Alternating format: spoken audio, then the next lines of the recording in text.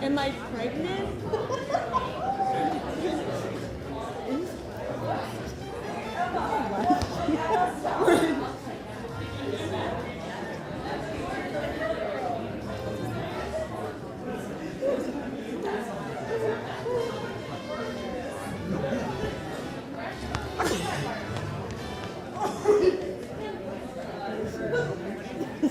I'm so sorry. No.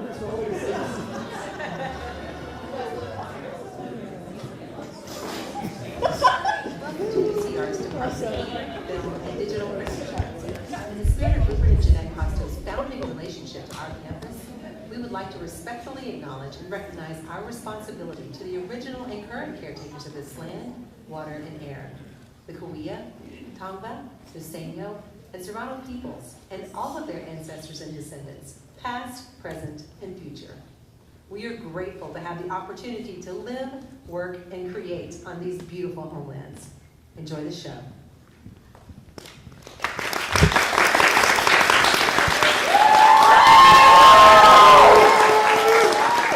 Hi everyone! Welcome to the 2025 MFA New Works Festival. We're so happy to have you here. My name is Megan Tabake. I'm a professor of playwriting, screenwriting, and acting here at UCR, and this is also my very first year as artistic director of the New Works Festival. What you'll be witnessing here tonight is a staged reading. Show of hands for folks who have attended a staged reading before. Okay, good. Yeah, some connoisseurs here. Great. I'm so glad.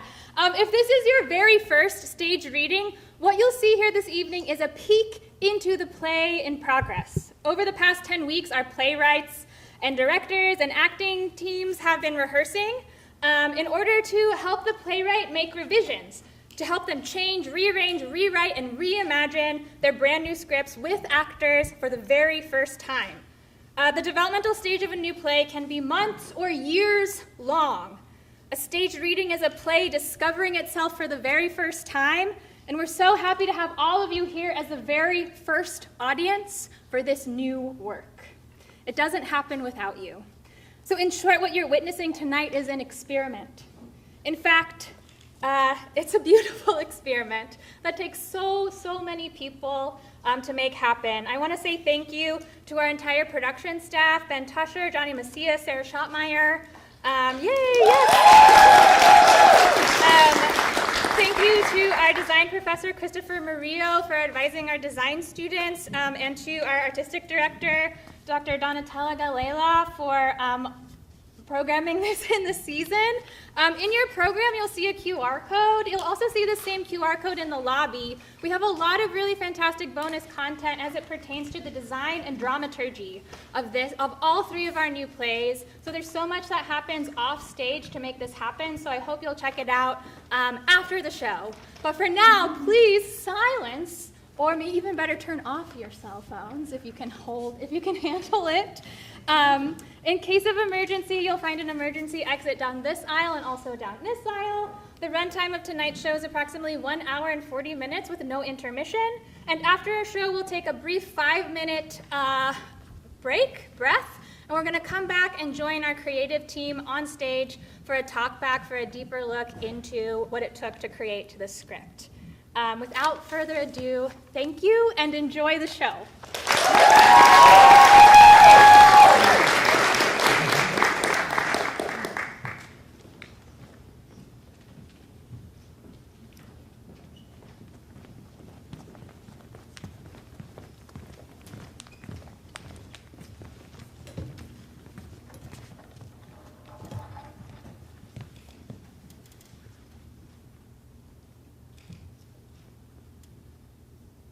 Spillville by Ammie Jergenson. Place: the Beeley Clock Museum and Antonin Dvorak exhibit in Spillville, Iowa, a 2-story building. The Dvorak scenes happen on the 2nd story, while the Beeley scenes happen on the 1st story. Time: present, with the occasional theatrical step back in time to the late 1800s and early to mid-1900s. Antonin Dvorak visited Spillville the summer of 1893, and the Beeley brothers lived there/near there from the 1880s to 1960s.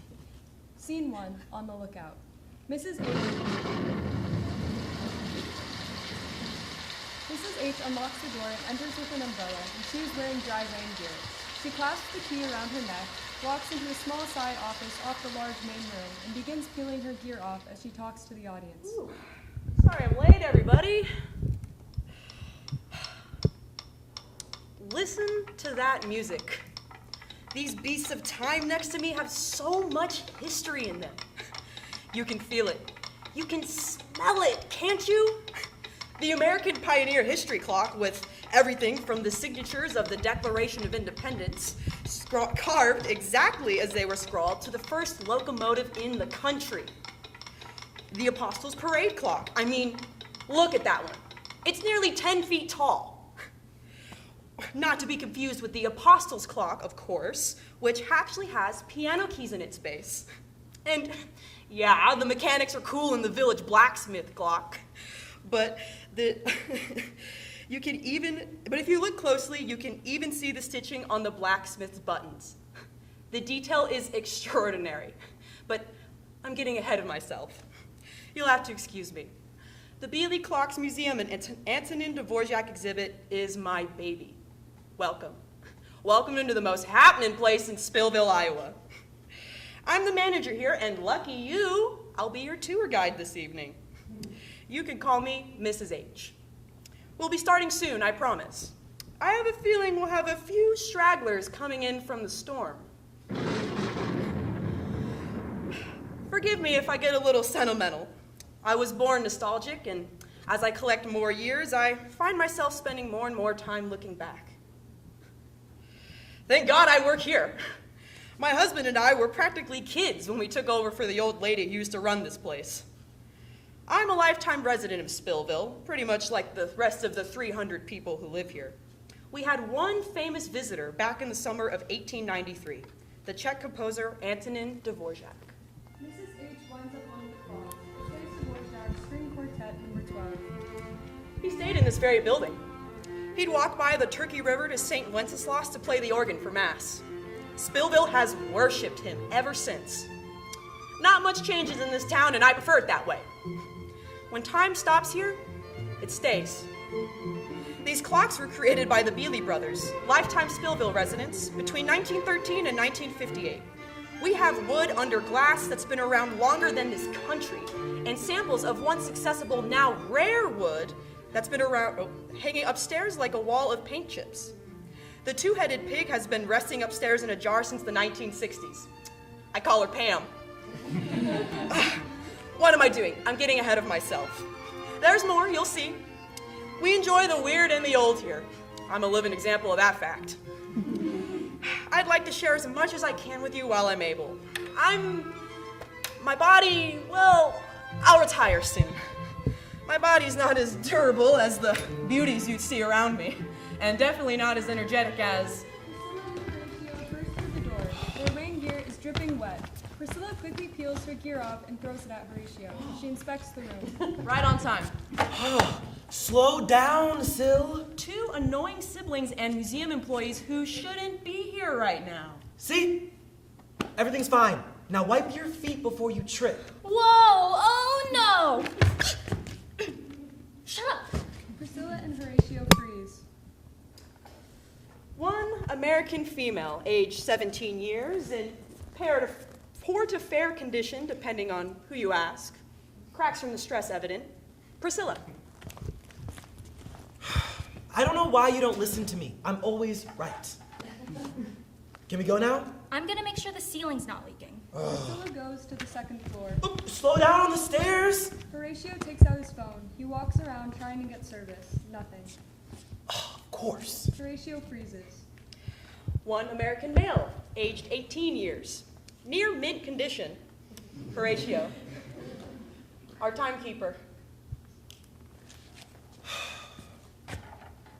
Let's go, Sil! You didn't have to come. Priscilla begins walking slowly down the stairs.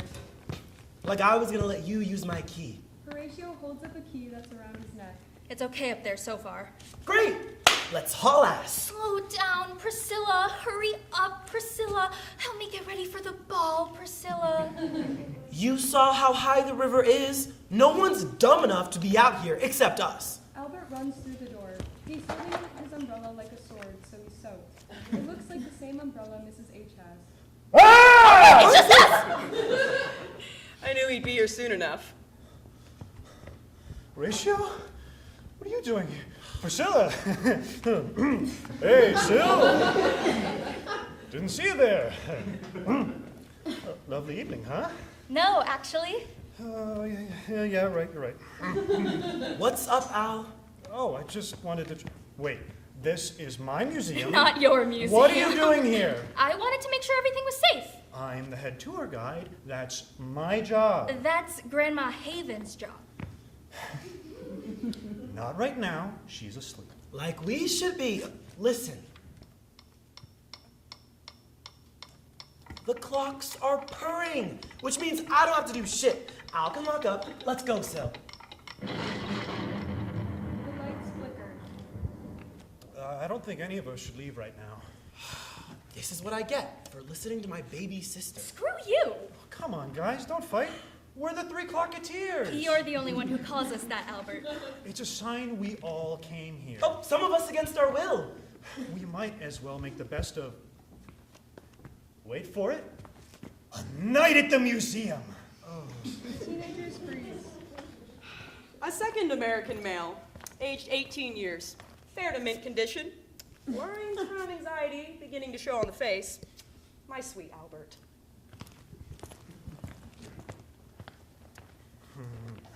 Sorry, that was a stupid joke. Enjoy this charmer while you can, Sil. What do you mean? Nothing. She got off the wait list at Berkeley. Oh. Wow. Wow. So you're graduating early. That's the plan. If I can finish the volunteer hours for my service project. So you're going all the way to California? She already accepted. Great. That's great. Great. I was going to tell you, but our focus should be on keeping the museum safe right now. How are we supposed to do that? First of all, by not getting water near the precious wooden clocks. Priscilla gestures to Albert's dripping clothes. She goes to the back room. You have to tell her. Tell her what? You know what? It would be way better if she dates you instead of some California surfer guy who talks like, "Shub, dude, the water's gnarly." I don't think they talk like that. You don't know! Priscilla brings out a shirt from the museum gift shop. Don't know what. Nothing. I know absolutely nothing. That's not true, Albert. As Priscilla's walking back, she slips on some water in the bowl. Oh, Sil! Shit. I'm fine. Calm down. Does anything hurt? No more than usual. Are you sure you're okay? I will be once you change and stop getting water on the floor. Oh, but this is the new merch. I'll go change in the back. Albert walks to the back room. Do you have your pain meds on you? Priscilla finds her medication, which she keeps in a tin that looks quite old. She shakes it. You gotta slow down, Sil. Priscilla, with aggravating slowness, puts a pill in her mouth and swallows it. Albert walks out of the back room. He's now wearing a t-shirt that says, "Pray for me, I married a Czech," in big letters. Funny, right? No. Weird. Whatever, Ratio. Some of us know what cool is. Priscilla puts her tin of medication away. Albert notices. Ooh. Are those mints? Can I have one? No. Rude. They're pain meds, Al. Are you sick again? No, Mom and Dad had to take her in again. Just a few appointments. That's why they weren't at your piano recital. I told them I didn't care. Sil's more important No, than a don't lame say lame. concert. Last week she was diagnosed with, it was a long name. What is it, Sil? Doesn't matter. Yeah, it does. I support I you. don't need your support. I know, but... I don't want it! The lights flicker again. Sil, we get you're upset, but remember what Dr. Irene says. You can't shut people out. Oh my god, shut up! Can this town not know one part of my life for once? Priscilla hurries upstairs. Sil, wait!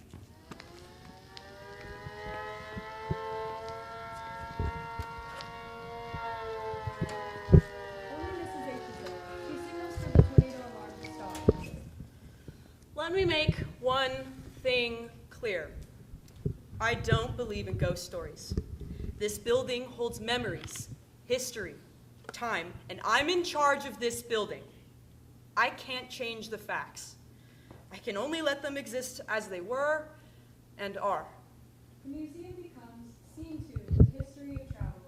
Early summer 1893 in Spillville, Iowa. Two figures in the dark, one, Otilka Dvorak, a young teenager, following the other, Antonin Dvorak, her father. As they move, dawn moves with them. The second floor transforms to an early morning summer day in untouched nature, greenery and water mingling happily. Otilka startles her father. Oh! Papa! What are you doing here, Otillie? What are you doing here? Walking? It's quiet here. It's never quiet. Otilka runs ahead of Antonin. She looks around in wonder, then tries to look forward. New York is busier. I'm sure Spillville bustles in its own way. We will learn. They walk in silence for a while, listening. One bohemian female, aged 14 years, in good condition, even after long travel days from New York. Some stress beneath the exterior, plays beautifully like her father, and is as easily as wound up. Otilka Dvorak. Listen to all the birds, Papa. Tell me, specifically, what you hear. Well, One bird sings a solo. Ha! That was a scarlet tanager. are you sure? Yes, because I listen. Music is everywhere, Otilka. It comes from everything and everyone. You must keep up with your studies. They're just birds, Papa. You know that's not true. Yes, sir, I do. One bohemian male, aged 51 years. Fair condition, stress evident from the interior and exterior, but still makes beautiful music. Antonin Dvorak. Papa, Yes, child? may I take a break from my lessons while we're here? Did I not just tell I'd you? like to spend more time outside. Otilka, am I not good at what I do? Yes, Papa. Do you think my lessons ended long ago? I am always learning, and I challenge you, Otillie, because you have a gift. Don't waste it. Go back to the house and sleep. You'll feel better about your lessons when your mind is rested. You need sleep too, Papa. I am a grown man who wants to walk and does not need to listen to a child. Mama would take my side. Mama is not here. Until we go home to her, you must listen to me. To the house. Go. Yes, Papa. Antonin takes in the sounds of nature as Otilka begins to leave. But before she exits, someone catches her eye. She watches as Joseph Kovarik, a young man, Antonin's student and assistant, enters reading a book. He passes Otilka without noticing her. Joseph doesn't notice Antonin either and runs right into him. Oh, can I not get a moment alone? Oh, I'm so very sorry, Master. I didn't... Miss Otilka, I didn't see you either. I'm so very sorry. I told you to go home, Otilka. And Mr. Kovarik, there is much you can learn by looking up from your book. This is But I not was my studying. home. Yes, Master. I will walk Miss Otilka home, Master. I do not need a chaperone. Thank you. And please make sure she does her piano lesson after she's rested. Of course, Master. Otilka stomps off. Joseph follows. All three characters remain on stage. Antonin listens to nature, drinks from the river, enjoys the music he hears from the birds in the water. They freeze while Mrs. H appraises Joseph. One American male, age 19 years, fair to good condition, stress evident from an early age. Joseph Kovarik. I am not a child. I know, Miss. I can handle myself. Of course, I didn't mean to upset you. You have not upset me. Well, the rhythm of your stomping says otherwise. I am so sorry, Miss. I usually am not so bold. You're funny. I am? I mean, yes, of course, if you say I am. Would you show me around your town, Mr. Kovarik? Me? No, we must do your piano lesson. Do you only think of music? Otilka takes Joseph's book out of his hand and looks at it. I enjoy studying, but I know I should be more observant of the world around me. As your father would agree, the music presents itself. I must be ready. Do you always do what Papa says? I am his secretary and, more importantly, an obedient student. Antonin takes out a notebook and pencil.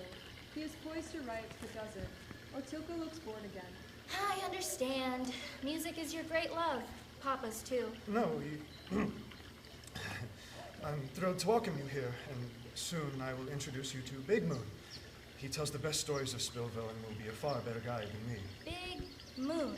He's an Indian. Really? Does he wear a beautiful headdress? Does he use bows and arrows? Does he have horses?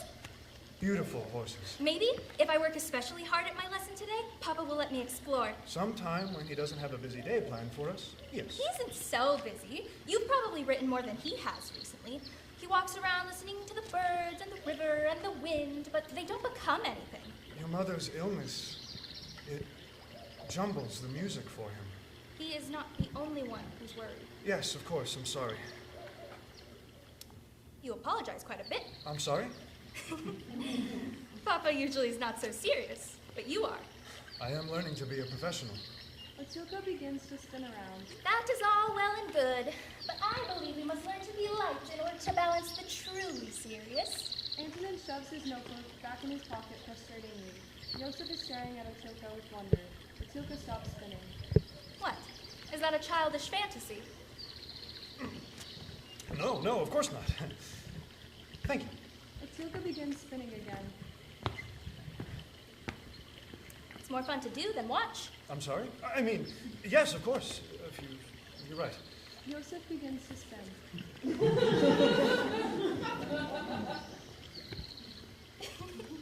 It's nice to see you smile, Mr. Kovarik. I was thinking the same of you.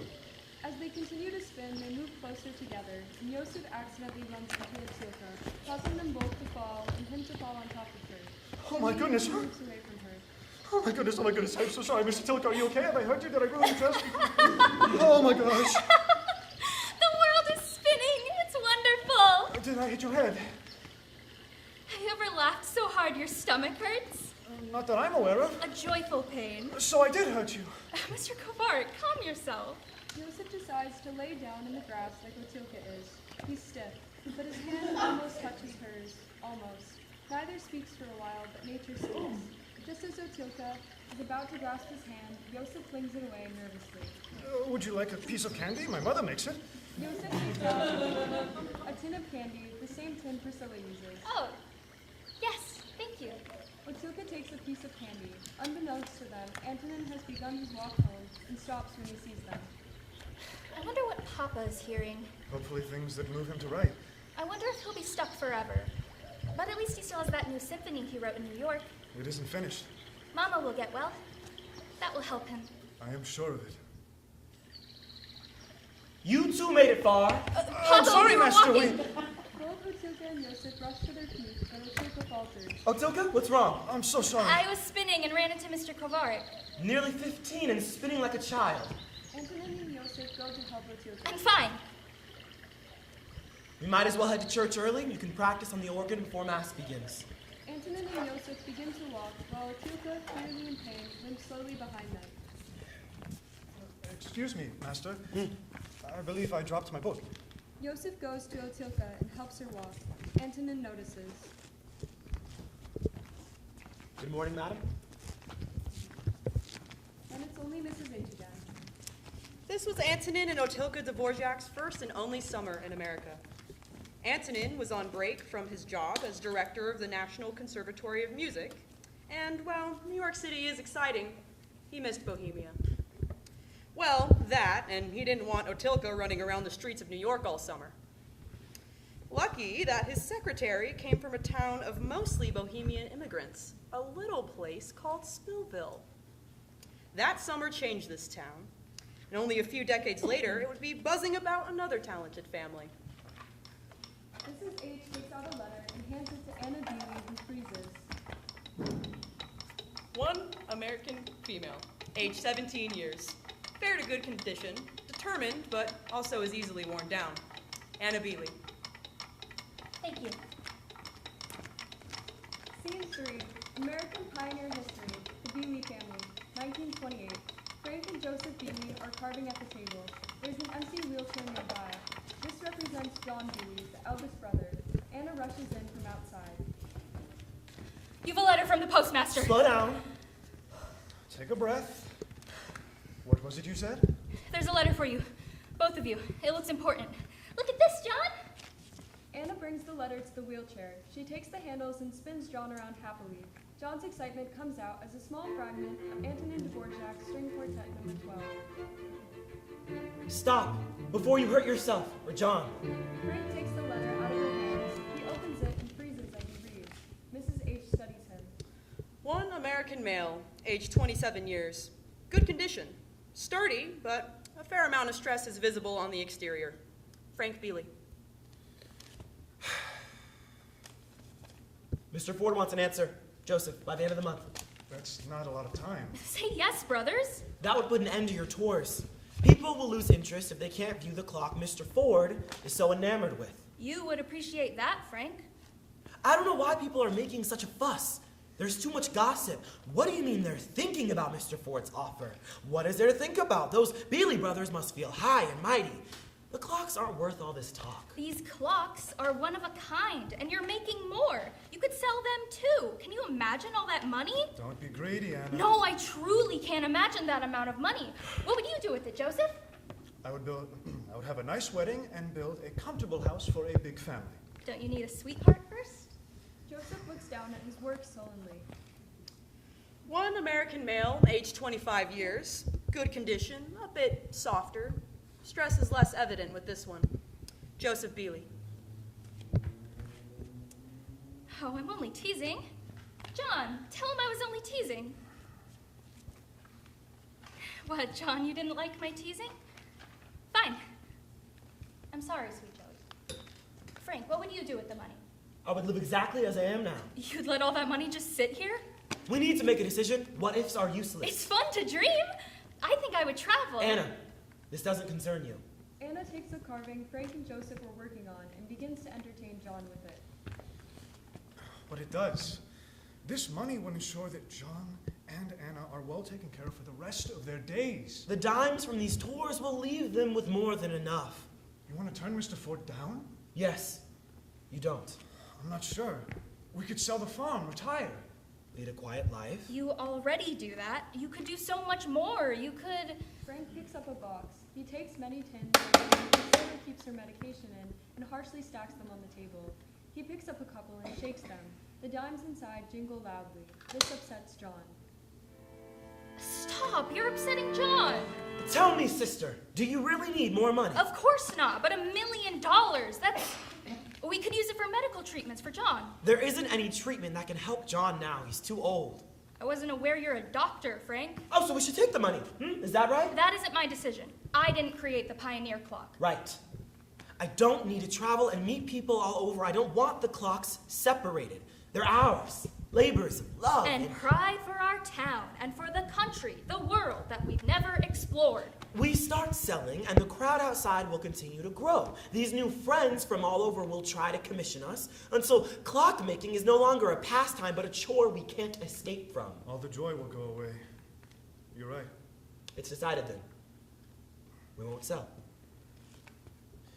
Making clocks is a hobby. Farming is our job. Your jobs are these tours and looking after John, nothing more. Understood, sir. You're mocking me. No. You're the head of the house now.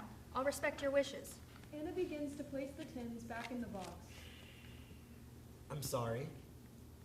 I know there's a lot to want in the world. We still have each other, the future and the tours. Oh my goodness. Oh, more have lined up. Johnny boy, you should see all of them. Don't get him more excited. And why not? It's exciting. They came all this way, Frank. They're strangers. Frank looks outside. That group is 3 times the size of Spillville. Joseph looks outside. He smiles and waves. Maybe we could get to know some of them. Oh, sure. Let's ignore the farm work and have a good time. These tours were Anna's idea, so Anna will take care of them. Yes, and John will help me. Won't you, John? And we'll speak highly of our talented brothers. John will stay in his room and rest. He needs time outside, socializing and getting fresh air. We all do. He's not the spectacle they came to see. He's not a spectacle! What has gotten into you? I am in charge of this family and our home. How do you think Mother and Father would feel if they knew thousands of strangers were traipsing through here? They knew God gave you and Joseph a gift. Look at this. Look at what you're building. This wood looks like lace. How do do you think Mother would feel if she knew we used her sewing machine to make that? They'd be so proud that people come to see your art. And I'm sure they'd love that we charge these people 10 cents of their hard-earned money. Maybe they'd be okay if they knew we were using the money for Anna and John. There's much John and I could learn from the people outside. Who knows where they've driven from? How many times do I have to tell you that John isn't going anywhere? We should talk about this later. You're ashamed of him, Frank. No, never. You are! Mother used to walk with John all the time. But she never told you what would happen on those walks, no? People would make awful comments and do the sign of the cross as if to ward off his sickness or evil. Our neighbors, people she and Father knew since they were children. That didn't stop her from going. You don't think John heard every single one of those comments? Like he is now? You can't shield him from the world. It's my job to protect this You're family. only protecting yourself. My job is to look after John, so I'm taking him outside to enjoy the fresh air. Anna rises and grabs onto the handles of John's wheelchair. No. You just said my Respect job. my wishes, like you said you would. I'm respecting his wishes too. He's the firstborn after all. He doesn't know what he wants. He'd be perfectly content with music playing over and over. Excuse us. Oh, absolutely not. You are so stubborn. You both are. I know what's best. You don't know anything beyond this farm. You think you know what the town talks about, but you don't. How it's strange you and Joseph only spend time with each other. They say it's unhealthy. Stop. Some people even whisper it's an unsavory relationship. That's ridiculous. Enough disobedience. Frank opens tins and dumps many dimes onto the floor. Stop. Both of you. You've made John soil himself. Oh, Johnny, I'm so sorry. Frank grabs a cloth and cleans up the puddle under John's wheelchair. The Bealey family freezes. Mrs. H observes John. One American male, aged 28 years, the eldest here, the namesake, and the one we have the least amount of information on, John Bealey. You should have spoken up and yell at us. Oh, don't give me the cold shoulder. Here, let me help you. No. You've done enough. I'll help him. Pick up these dimes, please. Frank, go get started on the chores outside. Go on. Both of you. Excuse me, everyone, I need to get through. Tours won't be starting for a while, I'm afraid. Anna kneels with some difficulty and begins to pick up the dimes. She hums as she does. Joseph eventually comes back out and helps her. I always deny the rumors, of course. You'll find a sweetheart someday soon, and you'll go on a honeymoon, and you'll tell me all about it when you get back. I don't understand Frank sometimes. Frank's dreams are different than ours, that's all. That doesn't mean that ours don't matter. Mother and father's deaths came as a great shock To us. all of us. Yes, but his dreams shifted after that. They had to. I take care of Johnny, I cook, I clean, I sew. I'm not Frank's responsibility. Joseph offers Anna his hand to help her up from the floor. She tries on her own at first, but eventually takes it. Could you take care of the farm and chop firewood on top of that? I- No, you couldn't. Try to understand the pressure Frank's under. This family is each of our responsibility. And the main priority for all of us. Remember that. Joseph leaves to go help Frank. Anna begins to walk back to John. All right, Johnny boy, let me show you who the boys are carving for the next clock. They've busted Mr. Dvorak and the postmaster. String quartet number 12 plays as Anna walks into the back room. Anna, come take care of this crowd. Let John nap. Coming. You rest now, John. Anna stops to hold onto a chair for a moment. Her body is exhausted. She doesn't let that phase her for long as she begins to play the role of tour guide. She goes to talk to the crowd outside. The sound of the clock ticking mixes with string quartet number 12. Welcome, folks. You're about to witness wondrous works of art created by two simple farmers. What's that? Why, yes, Mr. Ford did pay us a visit. But guess what? Scene 4, The Apostles. The Bealey brothers really did immortalize the town postmaster in the statuary clock.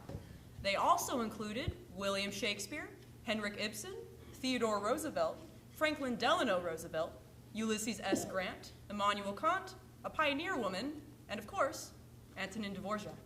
Priscilla puts on white gloves and begins packing up artifacts on the second story. 1 dried seahorse, 82 arrowheads, teeth from an elk, a rhino, a shark, and a camel jaw. All safe under glass, now in the gloved hand of a teenager. Albert gently approaches Priscilla. I won't bite, Albert. Yes. Yes, no, of course not.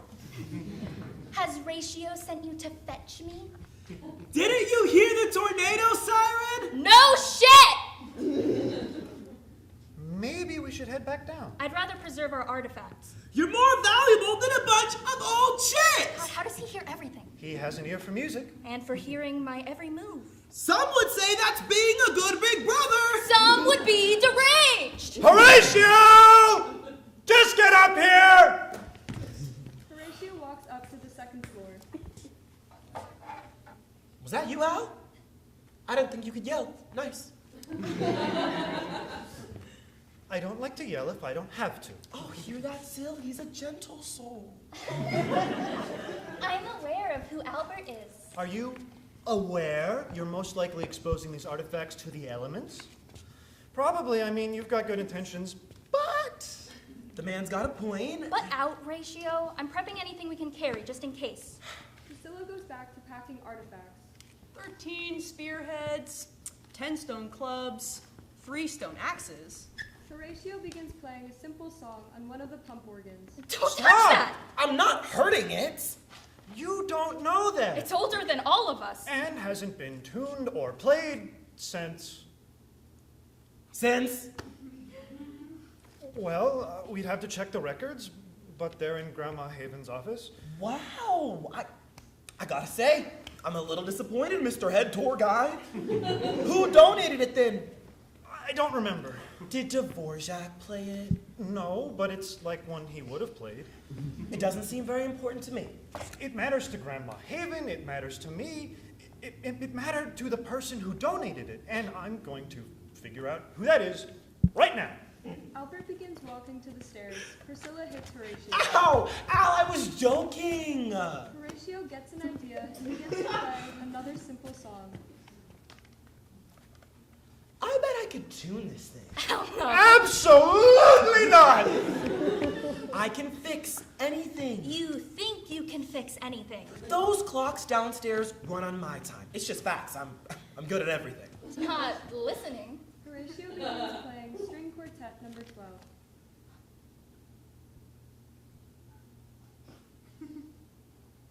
What? I've listened to that one clock played over and over. You know what clock it is. You just don't care. Exactly. How are you two even related? How are you two best friends? It was pre-K. That's an impressionable age. Come summer, he's yours for life. Not on the major holidays. You'll visit then, right? Because obviously he's your responsibility then. Horatio begins to play Richard Wagner's bridal chorus. Dun, dun, dun, dun, dun, dun. Grow up, Ratio. Go on a date with him, Sil. Priscilla goes back to putting items in a box. No. Ratio! 1 starfish, Dance together and I'll stop. 1 armed starfish, Not if she's in pain. 1 blowfish, I can speak for my own body, Albert. 1 seahorse, Al and Priscilla sitting in a tree. 1 baby alligator, 1 caiman, 1 horned lizard, He is so in love with she. Grabs Horatio's hand violently. No one moves. No one speaks except the storm.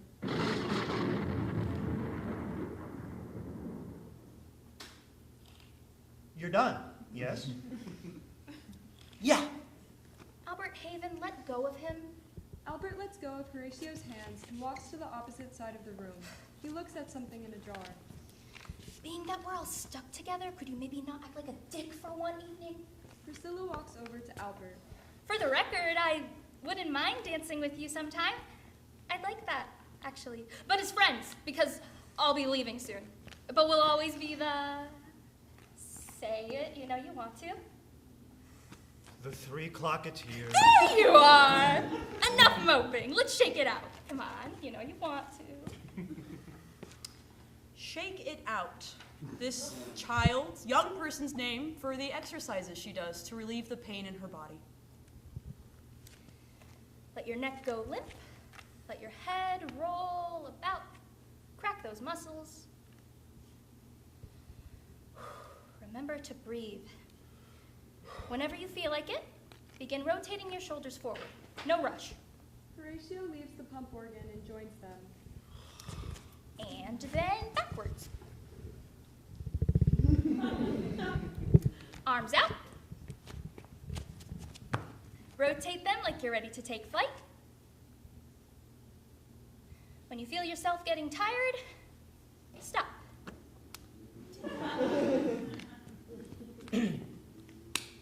Sorry for my dickishness.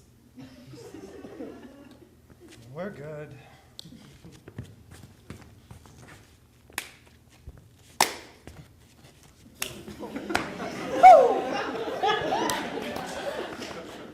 We're good.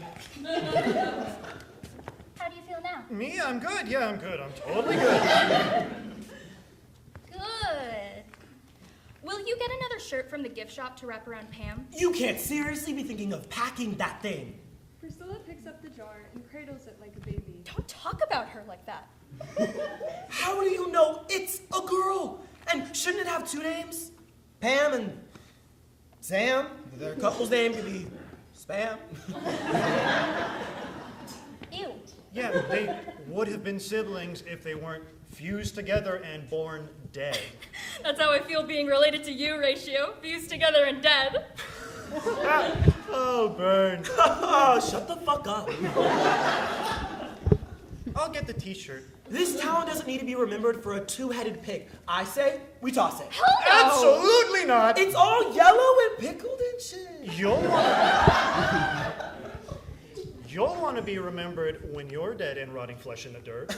We both know Syl's gonna throw my body in the nearest fire and roast marshmallows as soon as my heart stops. Who says I'll outlive you? The lights flicker more. Don't joke about that. Don't worry. I'll put your bodies in a giant jar and pickle you together. The lights go out. That was supposed to be a joke. Yeah. I made it weird. Oh, yeah. Now what? Horatio turns on his phone's flashlight. Syl, don't go anywhere near the stairs until the lights come back on. How would I ever survive without you? The teen scene goes completely dark as Mrs. H snaps her fingers and the lights come on only in her office. These kids. I'd say they're going to give you an aneurysm, but nothing can shock me at this point. Mrs. H moves to another clock. As she moves, the light moves with her. See? I told you you're lucky to have me as your tour guide. One of the Bealey brothers' smaller clocks is the On the Lookout clock. They were interested in Native American culture. At the top here is a Native American family staring ahead as a covered wagon makes its way below. Antonin enters the second floor, dragging Otilka roughly by the arm. They were wary these strangers would disrupt their lives. Scene 5, statuary. Late summer, 1893. No, Papa! The plans are made. You can unmake them! People talk too much here. Papa, it's not what you think. People saw you. Who? The laundry woman? She confuses your shirts with my dresses. There are whispers moving through this entire town. The river whispers. That doesn't mean we should dive in. People adore you here. Adoration should be for God and nature. This town feels too small now. Everyone watches to see what we will do next, and stories are created. Let their stories be stories. We can just be. How I wish Spillville still bored you. Don't you want to see your mother? Of course, but I've paid attention as you told me to, and I've created friendships that I wish to continue to nurture. Stop talking back. We are guests here, only guests. Since we arrived, you're disobedient, careless, acting like... Like what? Like some wild thing. I'm not one of your pigeons you can train to stay. I did nothing wrong. Gallivanting about town with an Indian is not nothing, Otilka. An Indian. Big Moon has been kind to all of us. He lets me borrow his ponies whenever I like. You will not see that man again. Papa, you mustn't be so angry. You aren't listening. You don't need to protect me. Yes, I do. I know you're upset about Mama, but I was only riding ponies with... Otilka, quiet. No! Just because you're unhappy and cannot write... Oh, I will not have you disgrace this Excuse me! Master? Hands are for music, not mistreatment.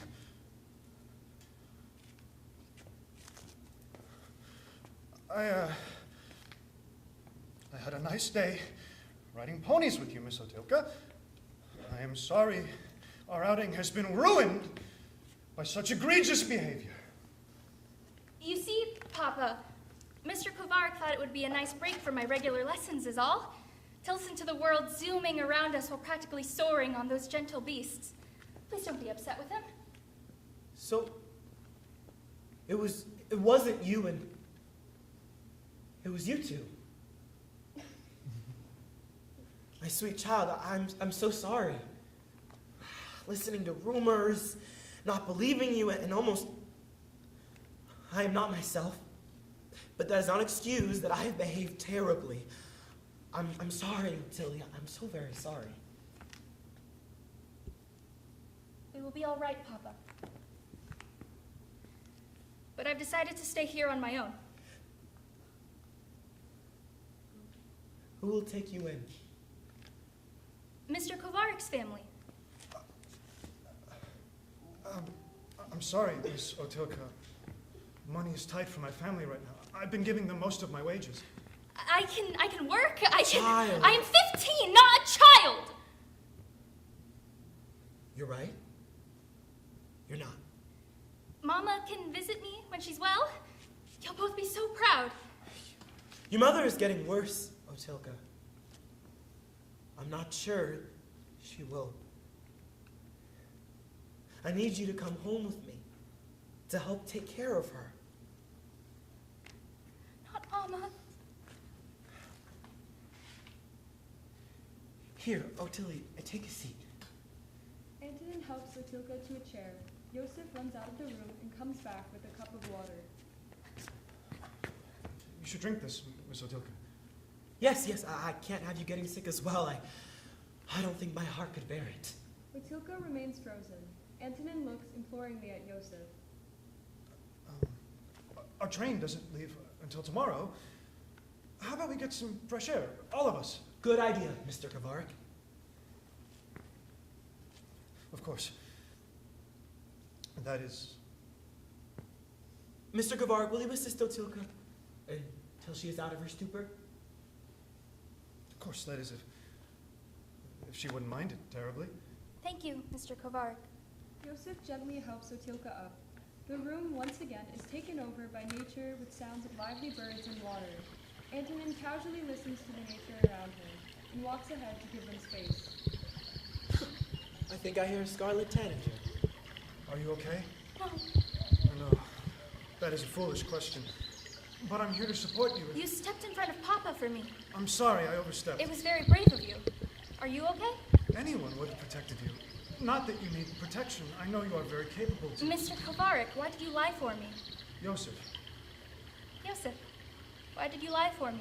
If Papa finds out, he will refuse to teach you. I'm not worried about him. There are rumors in every small town which are true, differs from person to person. Otilka looks at Yosef thoughtfully. She touches his lapel. It's an old jacket, I know. I've been saving it up for a new one. No, I'm only thinking this all. Your thoughts are very important. Are you going to ask what I'm thinking? I do not wish to pry. You're sweet, Mr. Yosef, as sweet as the candy your mother makes. It's funny. What is it? There is so much to see when we aren't looking. Miss Otilka. Oh, Tilly, Oh, Tilly. Would you like to go riding with me sometime when we're back home in Bohemia? I thought you'd never ask. That was scarier than facing your father. You mustn't be afraid of me, Yosef. Except when we're riding ponies. I'm fast. Here one moment and gone the next. You wouldn't happen to have more candy? Yosef smoothly holds the tin of candy. I'll have Mother mail us some later on. If you keep up with your lessons. I'll be glad to continue my lessons. I have the best teacher. Oh, I don't know. Papa. Your mother must be so proud of you. Mother says all of Spillville waits to hear my letters. Of course, everyone is excited for you. Oh, goodness, I sounded proud just now. I apologize. Stop apologizing. This place that raised you, your home, is lovely. Home is lovely, yes. You must miss it during your travels. Learning from your father while traveling the world is an extraordinary opportunity. And wherever you go is lovely. Do you read these lines in books? No. They come easily when I see you. Would you like to dance? Right now? We have no music. There will always be music. Joseph and Otilka begin to dance. Antonin is trying to immerse himself in the sights and sounds of nature, but he cannot help but glance back at them. He reaches for his notebook. Damn, he forgot it. He winks at his shirt cuffs and begins to write music on them. Joseph notices. Baby music notes begin to fill the river as Antonin writes. Don't stop it. Look at your father. The laundry woman will love that. We will leave Spillville stories and take Spillville with us. Oh, your mother will love to hear it all.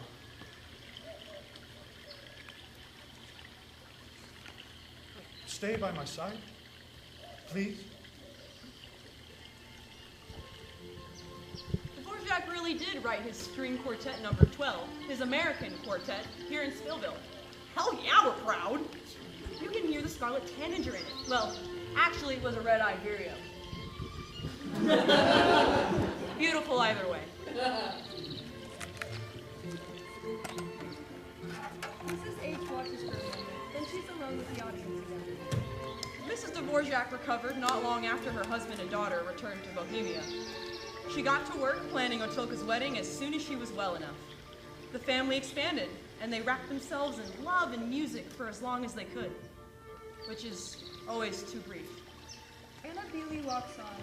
She and Mrs. H stare at each other. Wouldn't you agree? Anna wipes away tears and sits at the table as we enter Scene 6, Fall Cuckoo, the Bealey home. Anna sits at the table, somber. She coughs harshly on occasion. Joseph and Frank are finishing putting on their finest clothes. Joseph seems nervous and giddy. John's wheelchair is nowhere to be found. We'll be home by tomorrow afternoon, sister. Are you sure you won't join us for the festivities? This should be a whole family affair. This won't be a whole family affair without John, so no thank you. Joseph squeezes Anna's hand. It looks like he wipes away tears as he continues getting ready. Anna starts fiddling with the music box that plays Dvorak's String Quartet number 12. I ordered the mechanism we need, so the next clock will play String Quartet number 12. No response from Anna. She keeps playing the music box over and over. Won't that be nice, Anna? We thought that might bring you joy. Sorry to disappoint you, brothers. There will be a new clock for the tours. That will be exciting. Yes, and I hear the neighbors are looking forward to the tours starting again. I'm not sure when I'll feel up to them again. Take your time. Carrying on isn't good for you, Anna. I apologize. Is my grief not convenient for the town?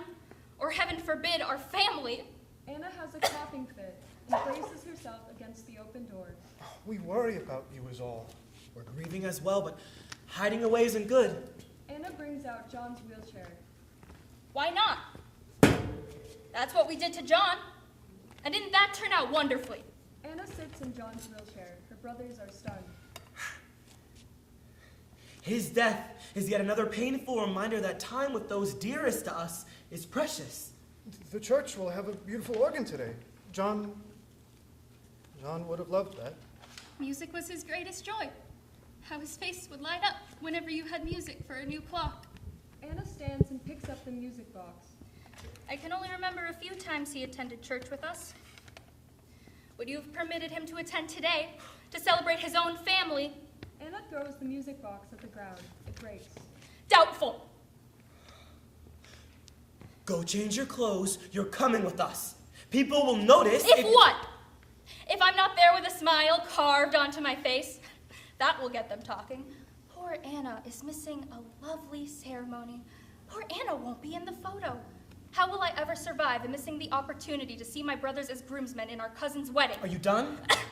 Anna has another coughing fit. Stay home and rest then. Joseph kneels to pick up the broken pieces of the music box. Don't. You'll soil your church clothes. I'll get it later. I haven't been cleaning as much as I should. We all loved and miss John. Of course. I know that. But it seems silly to keep up appearances, when I feel so angry at the world, at God. Anna. I know! That's a terrible thing to say. But don't you feel angry? Mostly sad. I was furious when Mother and Father died. I would go out to look at the stars after you were all asleep. And I would even try to scream, but nothing ever seemed to come. My anger began to consume every word and thought and feeling I had. All I wanted to do was scream, why? They were good people, why take them? Why so suddenly, one right after the other, and I received silence in return. But after sitting in the quiet for so long, I found the answer myself. I realized God wanted two of his faithful servants home. And I remind myself that they're together in the most glorious place. Now they've welcomed John into their arms. Anna wipes tears from her eyes. She fixes Frank's collar. Joseph brings Anna a cup of water and a handkerchief. Thank you. Well, sister, if you won't come, the least you can do is help me practice. Ba-dum, da-dum, ba-dum, da-dum. Sweet Joey. That cough is getting worse. I just need to catch my breath. I can fetch the doctor before No, I wouldn't want you to be late. You sure? It's no trouble. Off with you. Get to the church. I cannot wait to hear every detail when you get back. The brothers leave. Anna gets a broom and starts cleaning up the music box pieces. She begins humming String Quartet number 12.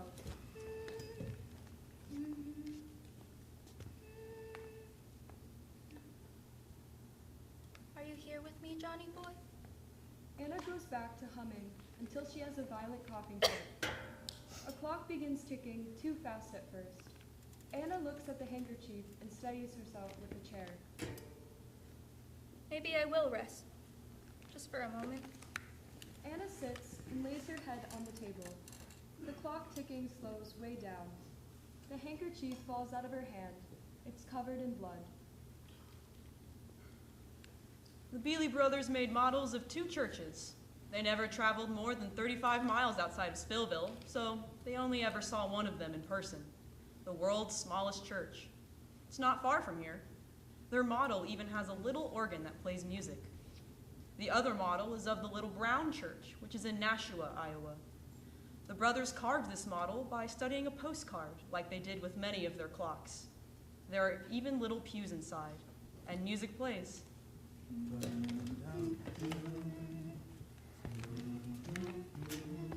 As 2 tiny couples go into the church together. Some say it's the Bealey parents, who got married with another couple. Others say it's the brothers themselves, having carved out a dream never fully realized. Scene 7, the struggle for time. Back with Mrs. H and the teens. The lights are flickering back on slowly. Albert is asleep on the floor. Priscilla looks uncomfortable as she sits on the floor, and Horatio is seated on a pump organ, looking at photos on his phone. Oh, here's one from your Make-A-Wish trip. You're killing your battery. Oh, you're crying. Your face is all like. Great. Horatio extends his hand to help Priscilla up. She ignores it. She eventually gets up herself and stretches again. She takes the tin of meds out of her bag and pops one in her mouth. Why do you keep your meds in that beat-up tin? It looks gross. Grandma Haven gave it to me. The light finally wakes Albert up. Oh.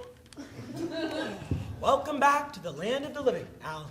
Oh, what time is it? Wait for it. The clocks begin to chime 4 times.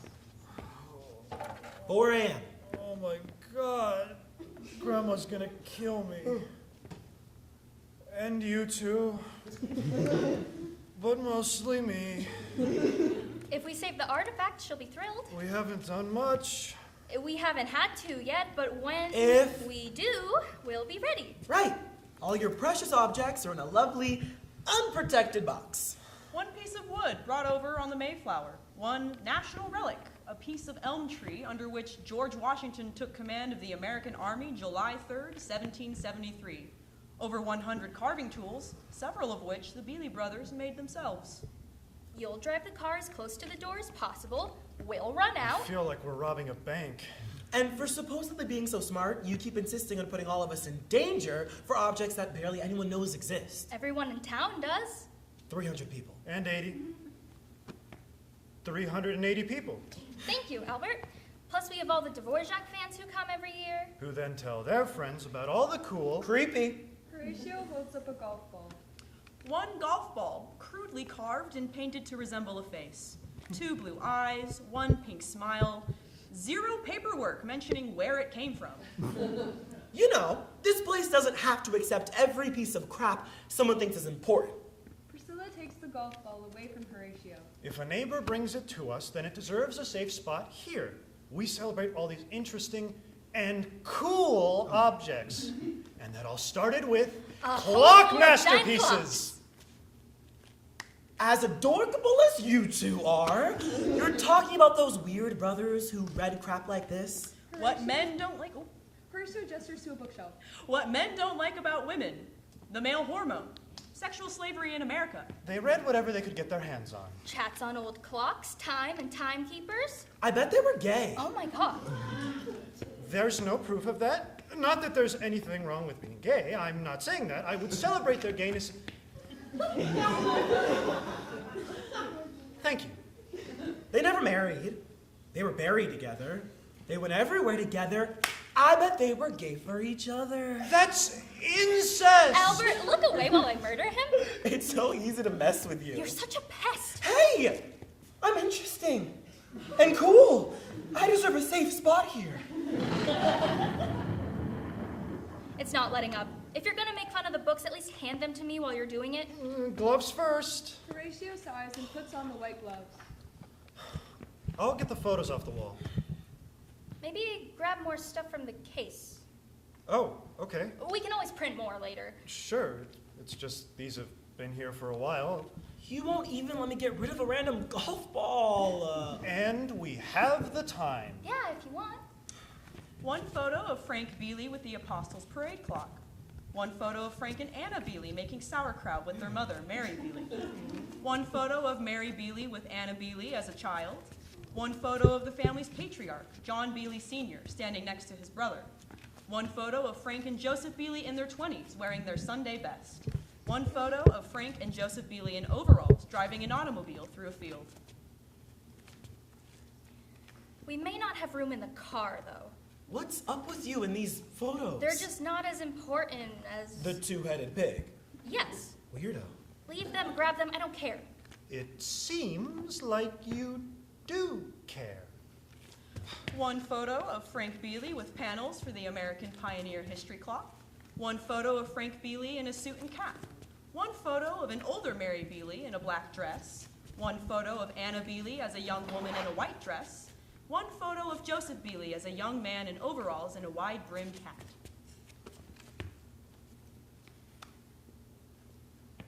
Albert, what's the tour guide spiel when we get to the pictures? You know it. Just say it. This family is one of the prides of Spillville. This is Frank and Joseph Bealey, the creators of those magnificent clocks you saw downstairs. These brothers were farmers like their father before them, and they only had a 5th grade education. But their mother, Mary Bealey, encouraged them and their little sister Anna to read often. Imaginations running wild during the winter months, they started carving what they were reading about. Which clock shows what men don't like about women? Give it a rest. Horatio, Jesus. Do either of you see what's missing here? Or rather, who?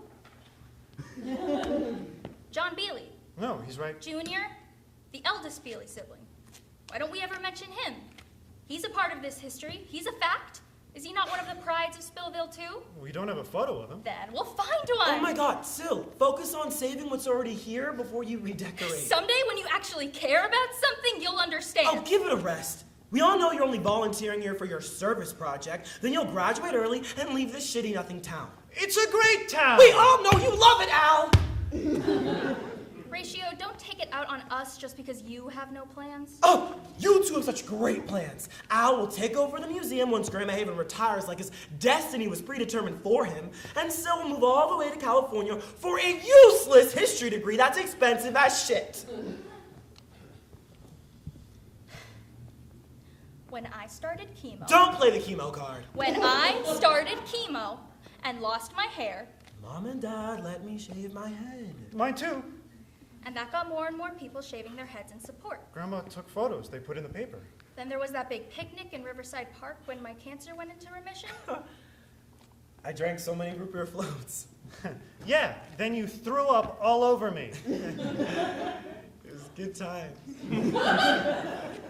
Were they?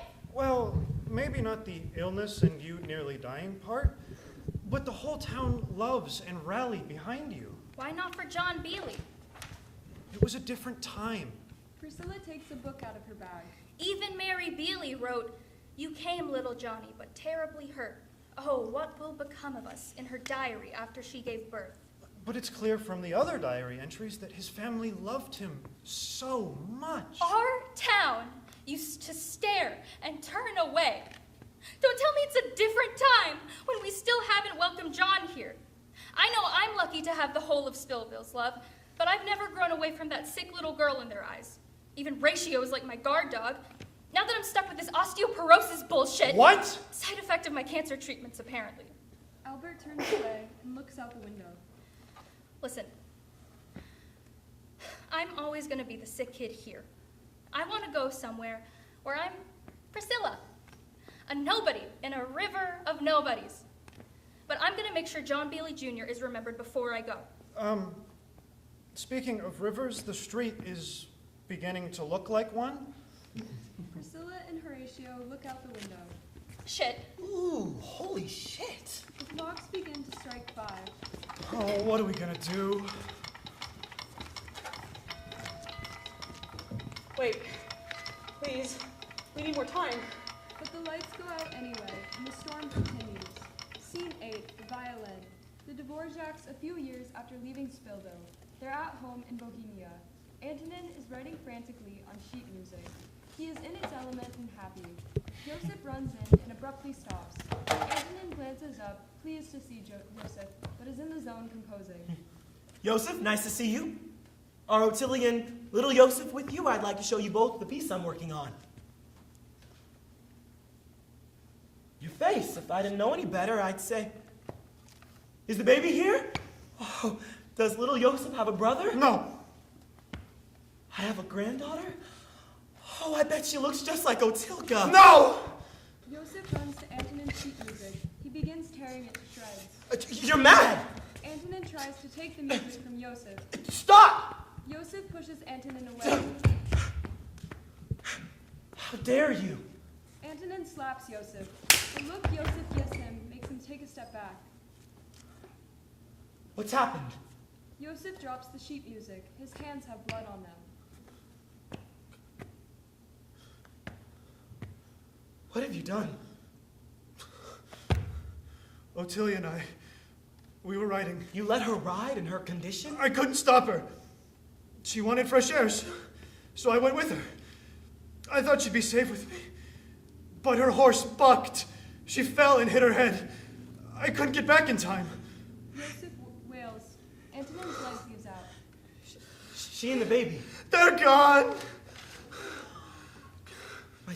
My child, no. My Ottilie. No! My son. He won't remember his mother. Joseph crumples more sheet music, as if Antonin rubs his face, as if trying to clear away the nightmare.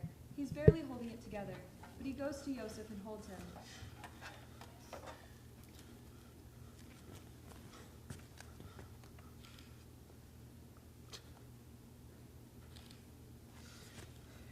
You and little Joseph will live here. We will tell him stories. We will share the music she loves. He will have her. Antonin holds Joseph for a while as he weeps.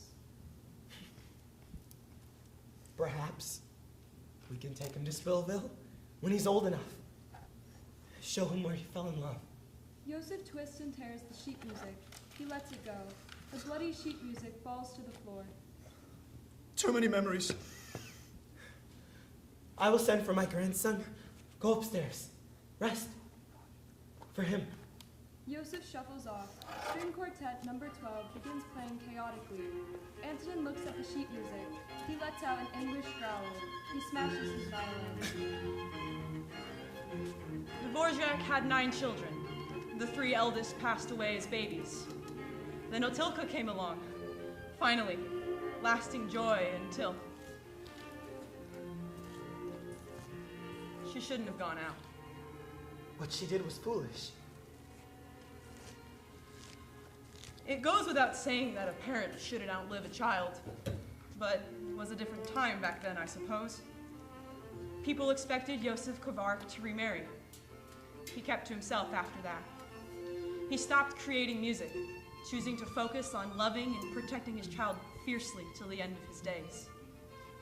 Scene 9, all wooden. Frank Feely is building a large fire alone.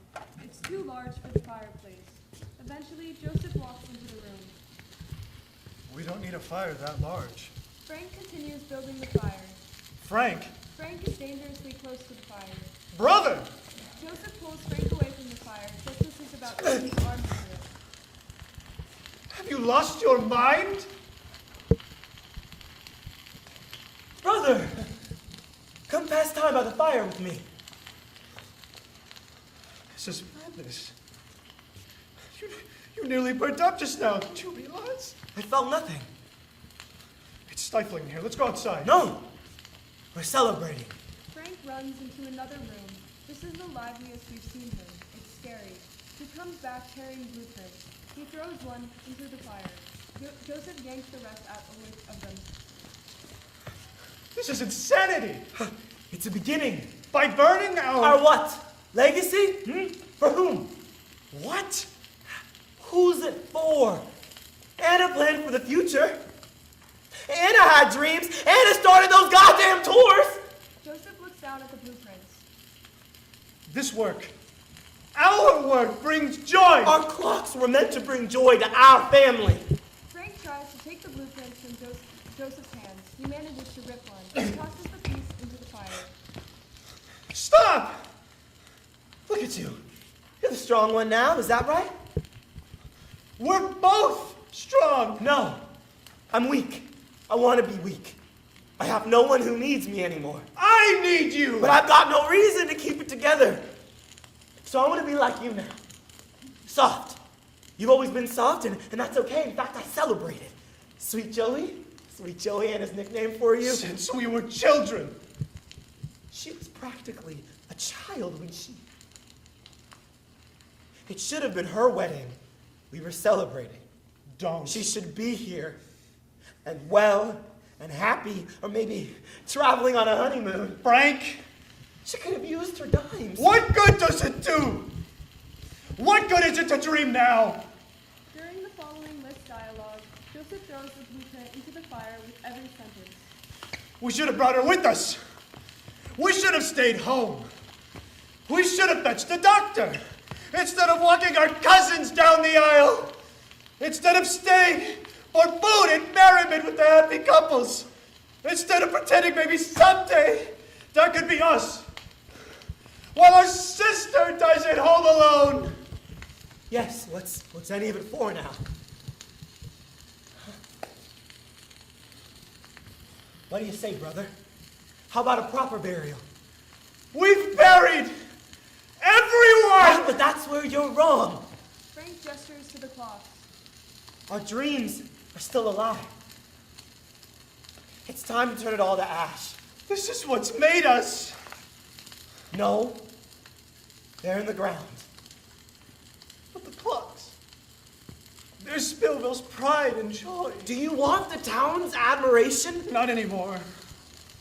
I just want nothing. Then let's leave our neighbors with one last conversation piece. Frank begins throwing wood they have been carving into the fire. It's growing out of control. Sounds of clocks ticking grow louder and louder. But she wouldn't want this. Stop me then. Oh, better yet, Anna can stop me. Anna? Are you here? Anna, stop me, Anna. Stop me, Johnny boy, stop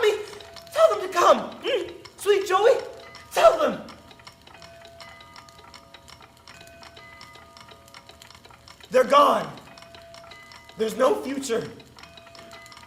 Only past. We are dust. Frank begins tearing up the floorboards. Joseph watches and decides. And to dust we shall return. Joseph runs into another room and comes back with a wooden box full of knickknacks. Joseph throws items from the box into the fire. Frank notices something. He pulls out several tins of dimes. Brother, Joseph is distracted by a photo he has found in the box. He flips it over and reads it at the back. it's Joseph. Look. Spillville's timekeepers. This is Anna's handwriting, And these are her dimes. the products of her hard work. Sparks are flying at the brothers. Joseph puts the photo in his shirt pocket. She was so proud of everything we built. She shared that joy with everyone. The brothers begin trying to put out the fire.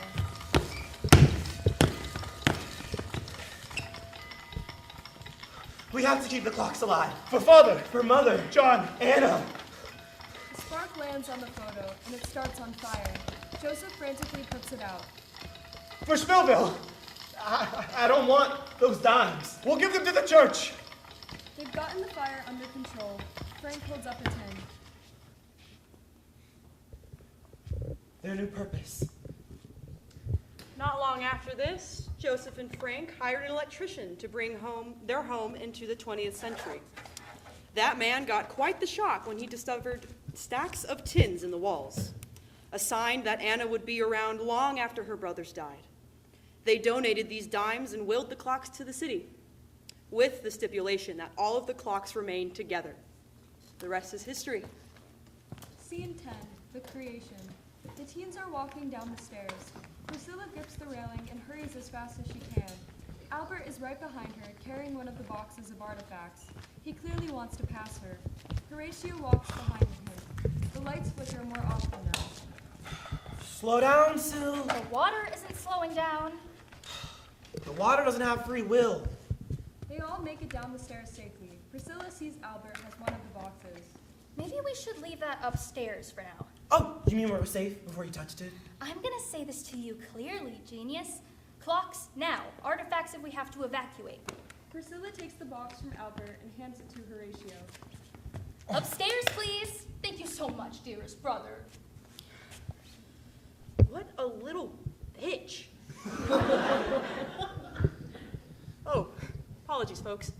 Horatio carries the box upstairs and then comes back. Maybe it's a good thing I'll be rid of you come fall. At least we agree on one thing. We need a plan. We need a semi. What good's a semi without a trailer? We can cover the clocks with tarps. We're gonna need a lot of tarps. What if we get people to bring their pickups? No, the clocks can't be separated. They have to go together. And how exactly do y'all think we're gonna move these monsters? I'll call my grandma. I'll call anyone. There's no service, Al. Albert checks his phone just to be sure. What can we do now? When are either of you gonna realize we're teenagers and this isn't our responsibility? No one else in this damn town seems to care right now. Oh, because they're just clocks. It's stuff, crap, nothing compared to... Bodies. Priscilla takes off to the back room. What? Slow down, Sil. Jesus! You two would be much better off if you listened to me. You don't know everything. Priscilla comes back with a box of t-shirts. I agree, Albert. One thing I learned from all the cancer bullshit is if a treatment doesn't work out, you try another option, then another. Priscilla takes one of the t-shirts and shoves it under a door. Priscilla will pay for that. You gotta try anything, especially if your body feels like it's crumbling and it all seems useless. Stuff these under every door, every crevice. If you have to, tear the t-shirts. I mean, you're right. The teens stuff t-shirts under the doors. The bending over isn't easy for Priscilla. She tries to ignore it. The clocks wouldn't even fit through here unless we took them apart. No. I bet I could do it. No. Oh, Sil's idea won't hold for long. Don't touch them. That's what your grandma literally hired me to do. She hired you to maintain them? The whole reason we're here right now is to maintain them. Not by tearing them apart. There are no blueprints. The smartest person in this town. Oh my God. I can take them all apart and put them together again, and they'll all purr when I'm done. Even this one. The all-wooden clock hasn't run in years. Bet it'll run for me. The gears would disintegrate. And you're not a fucking Bealey brother. Whoa, language? Albert pulls up one of the t-shirts. It's already wet. No, we don't have time for your arrogance and thinking you can do whatever you want and you'll save the day. That's what you're doing. You just can't stand I'm better than you. Oh my God, you two are acting really immature. We don't have time. Oh yeah, I'm jealous of a soon-to-be high school graduate with no plans who uses his talents for attention. Oh, at least Mom and Dad will be able to help you with tuition for Berkeley. I wouldn't want them to be focused on anyone other than their precious daughter. We have more important things to be worrying about right now. I don't need their help. Oh, of course you don't. You'll go to the best school, you'll do your best, you'll be the best, and the whole town will wait for news of what you're up to. I don't care if the town talks about me. Sure you do, but you want control over what they talk about. You want the right light for yourself. Yeah? So what? I've worked so hard to be more. Great grades, volunteer work, AP classes will both be free.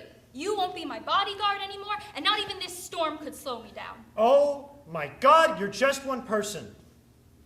I love you, Syl, but you're a kid. We all are. You love me? Like that's a surprise. Focus. None of us can do a damn thing. Albert punches the door. Holy shit, why the hell did I do that? Priscilla walks to the back. Because you're upset the one thing people come to this town for is going to be destroyed. Then neither of us will have plans. Yeah, but here's the thing. This isn't some nothing job, nothing town to me. This is my whole life. And I'm proud of it. You should be too. Priscilla walks back in with an ice pack. She takes one of the t-shirts and wraps it around the pack. Horatio bends down by the model of the little brown church. He winds it up to play Richard Wagner's Bridal Chorus. And you. I love our museum. I love Spillville. Yes, but you want more, bigger places, and you think that'll be better. Nothing wrong with that. Priscilla steps carefully through the puddle. Careful. Priscilla takes Albert's hand gently and puts the ice pack on it. Sorry. No, you're not. No, I'm not. All I'm saying is, I was born to live a plain life. Albert. I was. Grandma's been working hard to train me and leave me with something I can be proud of. Working here, it's something I was born to do. And I'm good at it. So yeah, I plan to stay here in this tiny town that people don't know about or barely glance at. I plan to take care of Grandma when she retires. Get married, raise a family who's just as proud of this place as I am. And it would have looked plain. But it would have been so good, happy.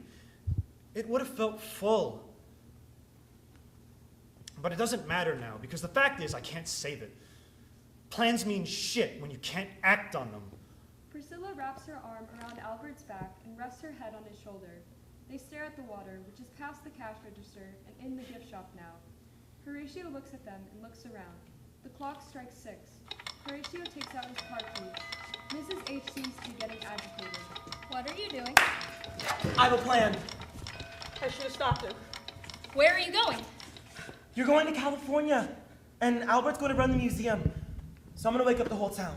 Could I have stopped him? That doesn't answer my question. Don't worry about it. We're the 3 Clocketeers. I've got you. Yes. What does that mean? Sometimes he has good ideas. Thanks, Albert. I'll always be here for you. And for the whole town, I mean. I hope. If the clocks are still running tomorrow, I'm going to go grab a mop and try something. I don't know. Thanks for always being here. A moment just for them. Then, the biggest burst of lightning anyone has ever seen. Holy shit. They both walk quickly to the back door and look out. No. Rachel! No! They run out into the rain. Mrs. H stares after them for a long time, but eventually closes the door. She looks at each of the clocks and names them as she faces them. The creation clock. The hall clock. The chimes of Normandy Westminster Abbey clock. The Capitol style clock. The Apostles' clock.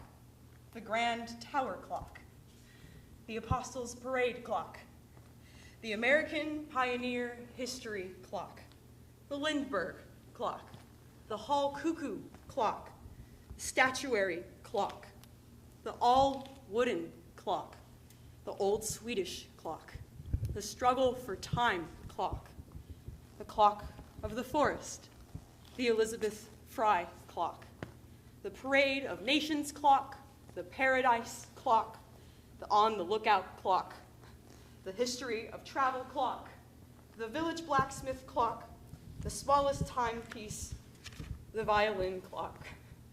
Like these, his face doesn't change in my memory. 6:09 a.m. I suppose you want the facts. Fine. Horatio was struck by lightning. He was gone by the time we got to him, just like that, lights out. I'd like to think he didn't feel anything, but it's been 50 years since, and that still doesn't bring me much comfort.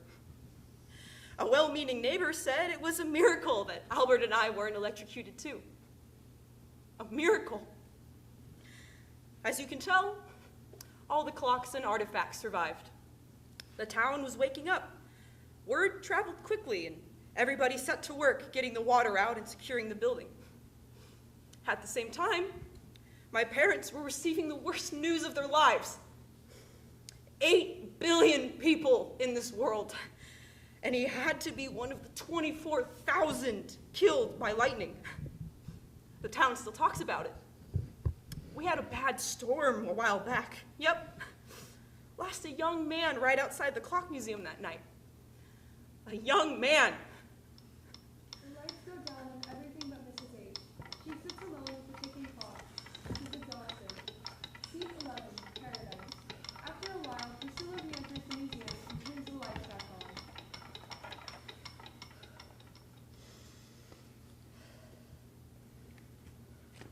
on. Are we done?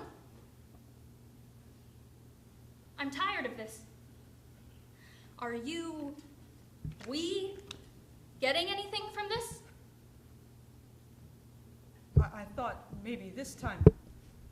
Once more. No, I can't. No more. You don't have a choice. Memories fade. Not this one. Why are you torturing me? Us. For decades, over and over. Why? You know why! Causing your brother's death is not something you get over. The storm caused his death. Oh, you don't believe that.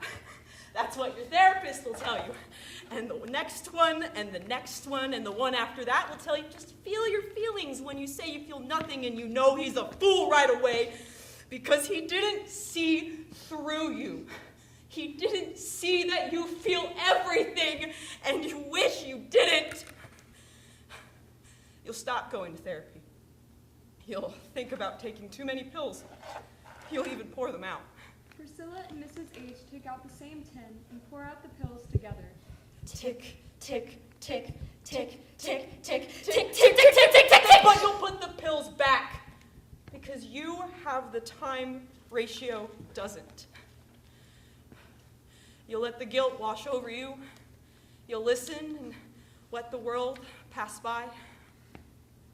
Does anything good happen to us? Yes, God, yes, even though we don't deserve it.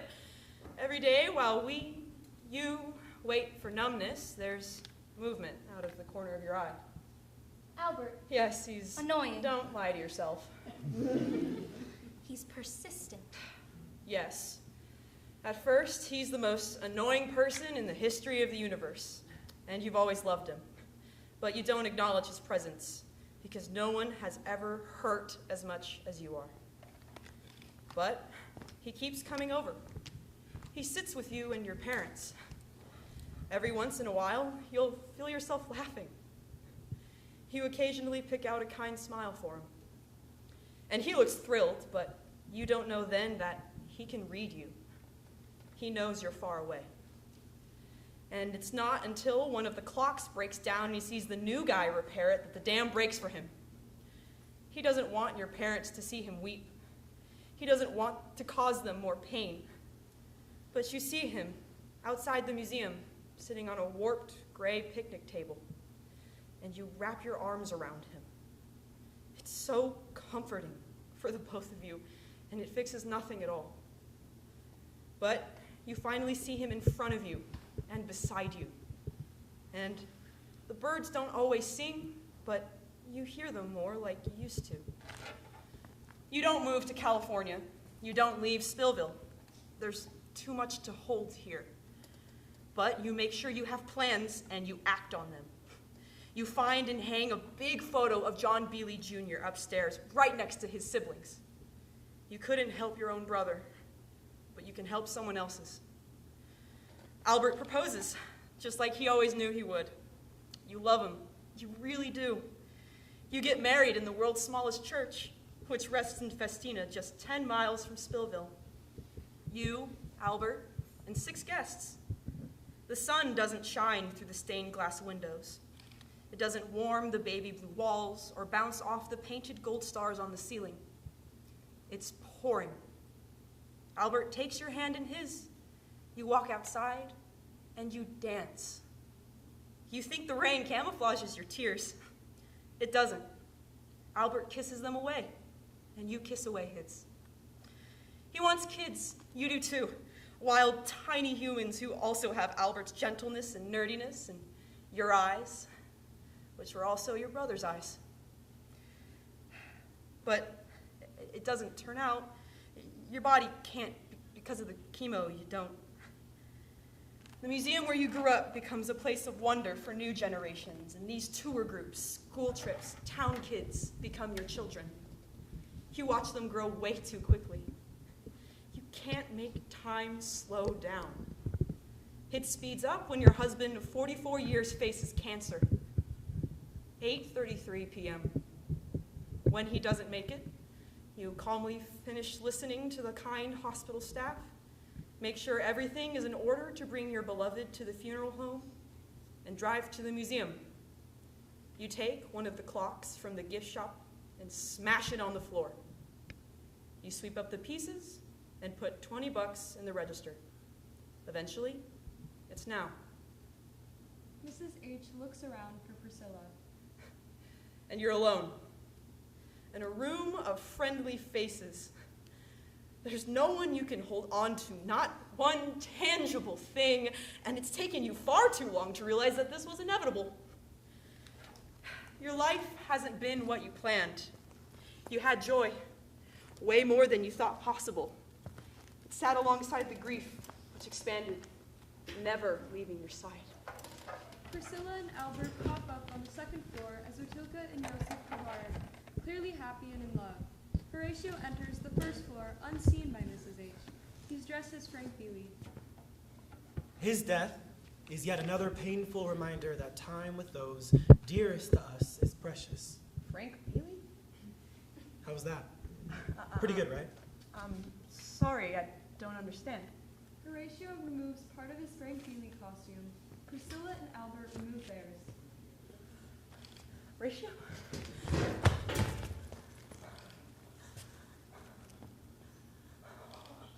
Holy shit, it's you. It's usually the only one who isn't a memory is me. You're late. Mrs. H looks at Horatio for a while. Then she takes her time to look at each clock. I've spent my entire life making sure each of you doesn't run out of time. But I am. My doctor can't understand how I'm still upright. Cancer took Albert's life, and now that bitch is coming for me a second time. Yet I'm still here. What are you waiting for? A sign. No, there's no such thing as signs. We know that. No time for ghost stories. We hold on to facts as much as possible. You're late, so. Who will remember you? I don't know. What was it all for? I didn't do enough. World's smallest violin, so. You beat me by 50 years. God, sorry, I don't mean to complain. I'm messing with you. God, this makes no sense. What is happening to me? You want to shake it out? Come on. You know you want to. Let your neck go limp. Let it roll about. Crack those muscles. Remember to breathe. Right, sorry. Whenever you feel like it, begin rotating your shoulders forward, no rush. And then backward. Arms out. Rotate them like you're ready to take flight. And when you feel yourself getting tired, stop. How do you feel now? Weird, still confused, hungry. Ecstatic to see you, obviously, whatever you this is, not just revisiting memory you. And revisiting and revisiting. Sorry, but it's true. I really was an obnoxious teenager. Oh, trust me, I know. And now?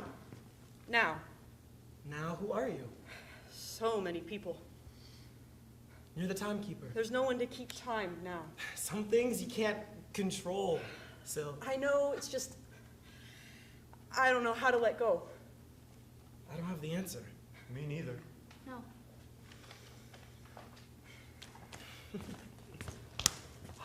I love you.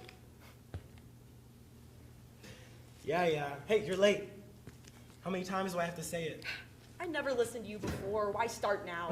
Still joking and making sarcastic comments. Mean she's... Scared. Yes. Mrs. H looks at all the faces in the room one more time.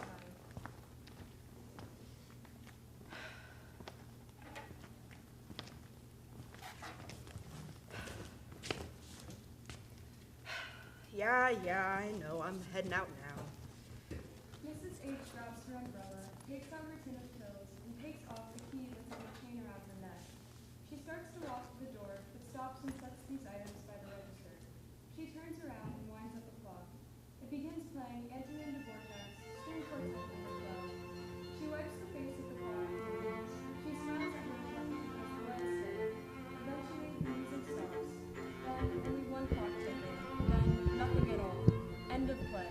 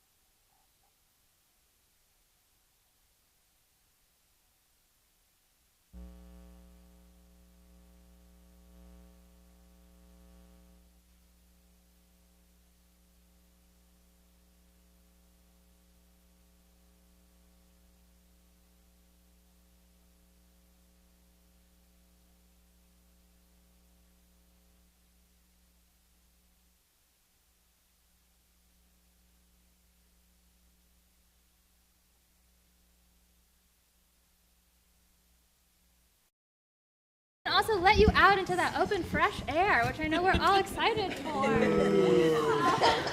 One more big round of applause for the Spillville. And an even bigger round of applause for our playwright, Ammie Jergenson.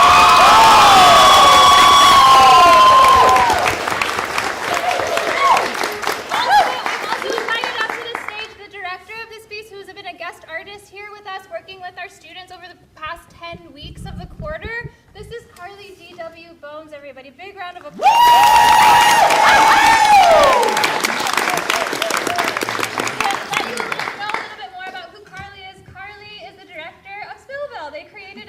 At the Feminist Theater Ensemble, the Illyrian Players from 2011 to 2019.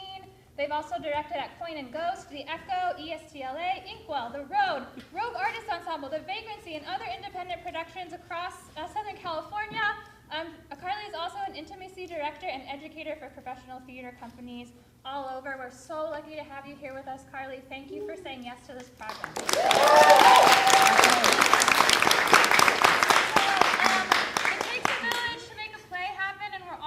Double duty. I don't know if anyone saw me up there pressing sound cues.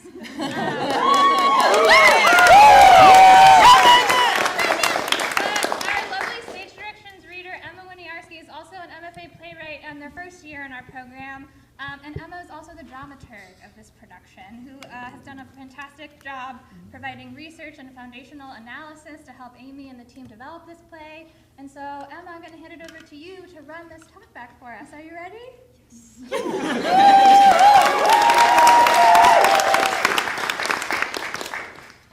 I think first we just kind of want to open it up briefly to the audience. What moments are sticking with you as we just finished this performance? What pops for you? So if anyone has any thoughts, please share. That ending scene destroyed me. It was so well played out.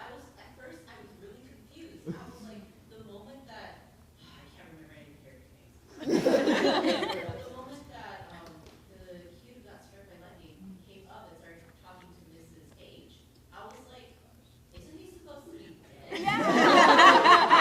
And I was like, okay, what's going on? I was tilting my head every now and then trying to get a grip of what's happening. And then you got called still and it broke me. That was beautifully written. Honestly, goodness gracious.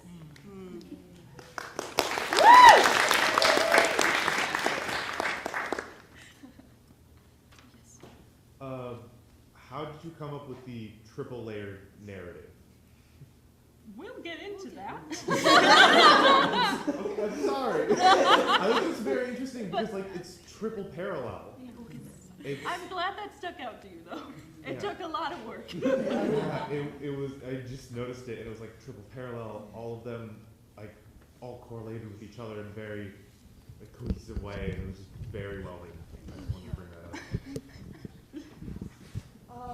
Were those, I don't know if you're going to talk about this, but were those clocks inspired by real clocks, or historical things? I don't know. Some of them are right out there in the lobby. Like the photos of them. They are actually, they're 10 feet tall. They're really cool. They are so cool.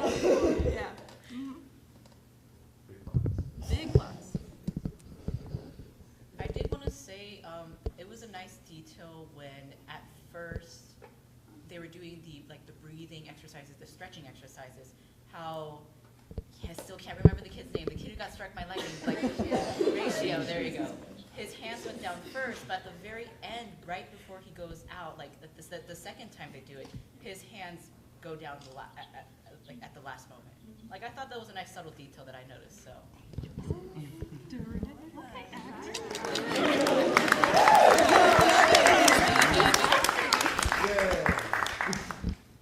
I think that segues well into the next question I had, also on the similar vein, but to the cast and director who didn't have this in their brain, what moments when you first read the script stuck out to you and really touched you?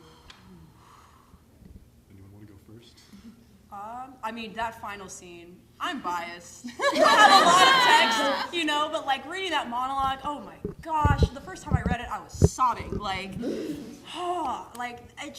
But even, I think Ammie does such a great job, really establishing these characters and, getting you to identify with them. So, the funny moments are really just, hilarious, and then when it hits, it really punches you in the gut emotionally. I think it's so fun just kind of being able to explore all of that. Yeah, I would say when we had our first table read, the first thing that popped out to me was just the dynamic of the siblings in one of those timelines. And the way you wrote how siblings talk to each other was so accurate and so funny. And as you guys were saying, we had no fun at all doing this. But no, I think the sibling dynamic and having them interact was really spot on. And after the first table read, I think all of us really had like instant chemistry, got to play around a lot. So that was something that really stuck out to me.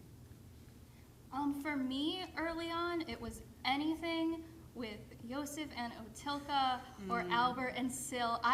There were times early on where I was like rereading my script and I could not stop smiling because they're so cute. And he just kept being like, oh my God, I ship it. How am I not gonna break character on stage? I'm like, oh my God. I definitely, when we got to the first table read, there was an immediate chemistry in all scenes, I feel like, between all of us. But the Albert and Sil and the, oh my God, now I'm blanking on the names. I'm in this. Albert and Sil and Otilka and Yosef, there was definitely a lot there that was from the beginning. But I think when I first read the script the first night I got it, it was the scene where Joseph is tossing things into the fire and screaming with every line. I just read that. I had an idea of what I wanted that scene to look like from the moment I read it, and it was something, I know it's depressing as hell, but I was always looking forward to delivering it. You did it well. I think the relationships are what got me, and that all the different dimensions of love, like romantic love and sibling love and friend love, that all of those were elevated on the same level, and just the human connections in this play. And as was mentioned, the 3 tiers of parallel storytelling and time jumping was just so magic and so beautiful. And I think there's just such a sweetness and love to the relationships and the way that the different characters relate, which makes them so endearing and just made me care about them so much and what happened to them. So then I was devastated as I continued reading the play, as I love theater to do to me. So. I completely agree with the care, and the magic is a good word to describe that, because I feel like every time I read the script, I'm continuously having revelations about it, including tonight's performance. So I just want to ask Ammie, what is your inspiration for writing this play, and how did you come up with it? This idea, these characters? I read a book when I was an undergrad a gazillion years ago called Spillville by Patricia Hampel. And, I grew up in a small town in Minnesota, and I had no idea this town in Iowa existed. And I went and visited, and I'm like, there's so much here and so much randomness and beauty that people don't know about, and people are just driving right through. And I wanted to try to capture that, and it took nearly 8 years and an MFA program to help me bring that out. But I'm so glad I did, and the more it changed, because it's gone through so many drafts, and a narrator got added in, thank you, and the more I realized, just, again, all of the layers all of the humanness that these 2 very real families and then these teens all kind of shared, and how that still connects us all, the grief, the illness, the love, and the fact that time just obliterates all of it, and then all that are left are, if we're lucky, some objects that remind people of us. That's great. Could you speak a bit more to your decision to include Mrs. H, because she feels like such an integral character at this point? I can't imagine a draft without her. It was all Hannah.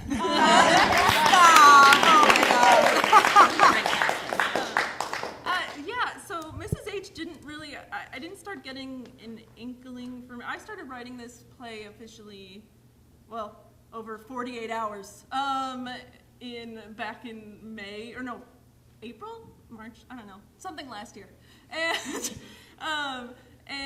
Over the summer, I was like, this isn't quite linking up. Like, I know facts about this museum, but other people don't, and how do I share that without having these 10-foot tall clocks here with us? And I'm like, but I don't want a narrator. I fought tooth and nail against her for the longest time, because I was like, no, they do all the work, and that's lazy writing, and no.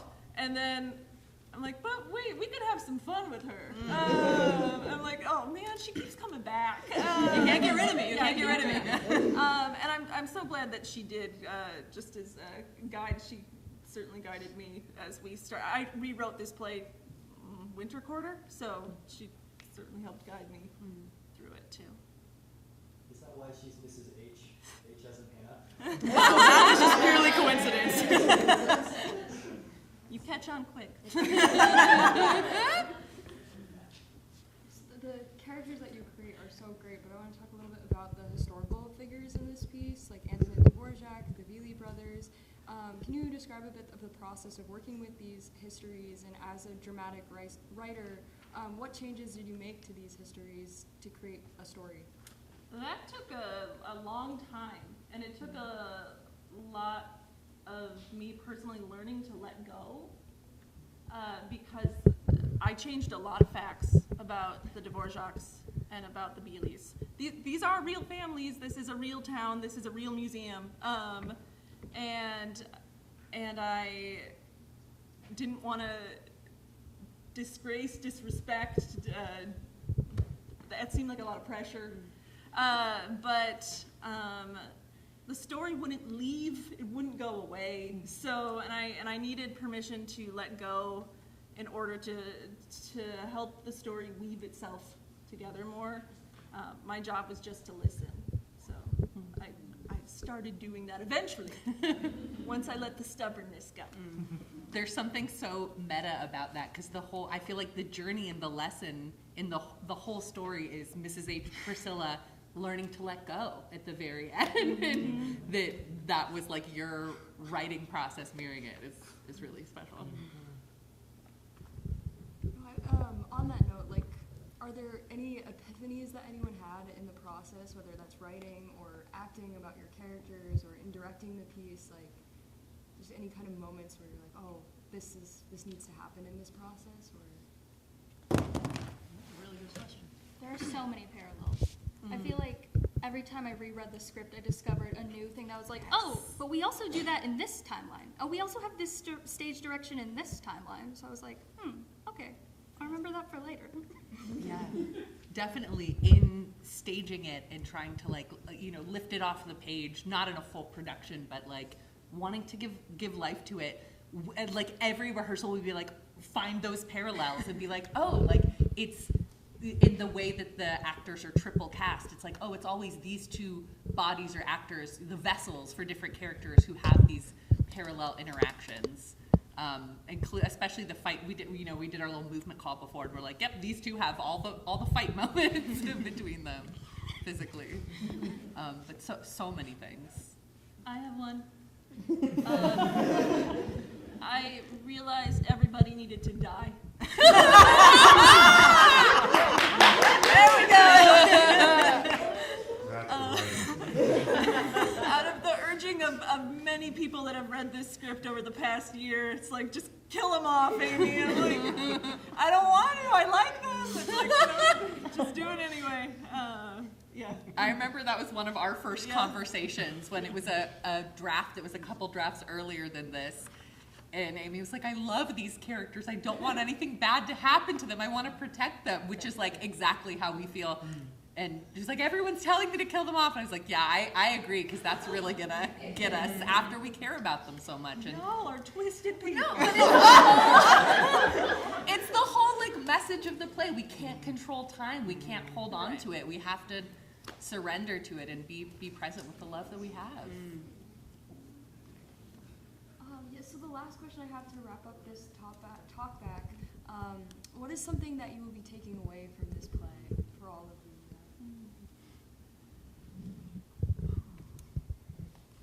I have one, but I don't know if I'll I'll start crying during it. Something Carly, our wonderful director, was always saying during rehearsals is to ask for what you need. And as someone, I'm crying, but it's gonna be okay, I'm gonna get through it while crying. As someone who is disabled, and who came into this play knowing I was disabled, knowing the characters were cast specifically to be disabled, having me find out that I was disabled as a child because I watched my older sister go through the same thing, it felt so nice just to be in a space where I could take care of myself. I didn't realize how rare that was, but this was like one of the safest spaces I've ever been in, so thank you.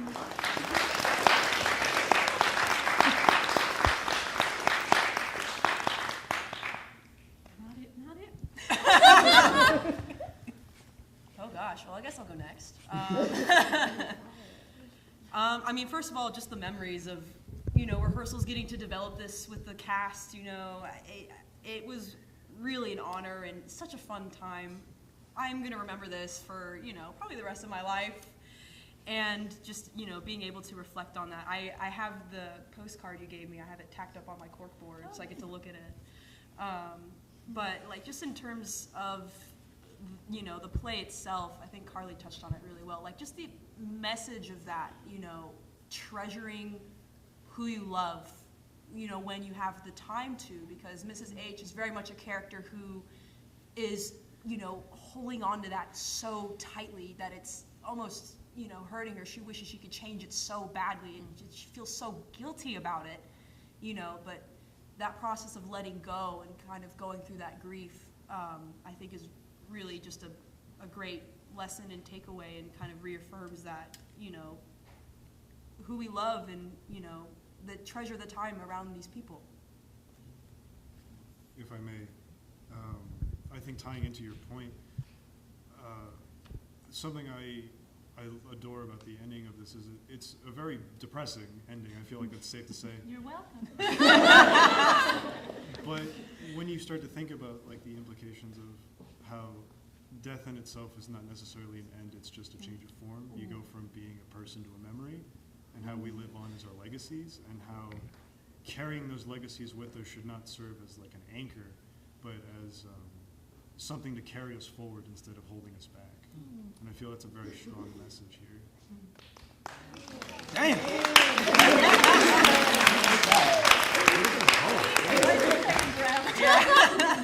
I should have gone before. That's my fault. No, I've always watched New Works Festival every year, so it's been a really beautiful time being a part of it. And yeah, I've never been a part of a play reading before. I've always done full shows, so being able to do something somewhat in the middle, we had some costume changes, we had some props, we had some beautiful music cues and things, so I think it was a really fun experimental process putting this together. And I think everyone here wanted to be here and wanted to make it as good as it was. And I think that's what made it different, is that every single time we came to rehearsal, we kind of gave it our all, and we would always ask, like, how are we feeling today? Like, what energy can we give today? And like Gwen said, it was a really, for lack of better words, safe space for us to share and be comfortable. Ooh, brave space. Brave space, yeah. So I'm really, really grateful for this experience. And yeah, Ammie's play is beautiful. It's about life and people and love and forgiveness and all the magical things that make a play really honest. And I think we all had an honest perspective going into it. And so, yeah, I'm really grateful to Ammie. Thank you. Thanks, guys, for watching. Listening.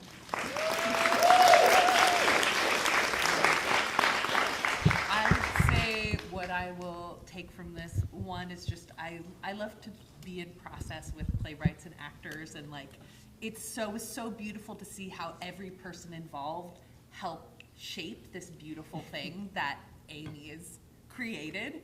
And yeah, I think just the ending just like always gets me, and there's something so beautiful because that is the end for all of us. If we're lucky, is that everybody will die, all of us, and like that. No, but I mean, if we're, it's just that if we're allowed to love who we love and say goodbye and remember them and have them welcome us on to the other side. and that was just such a gorgeous thing that just feels like pulling the beauty of the cycle of time and putting it into art.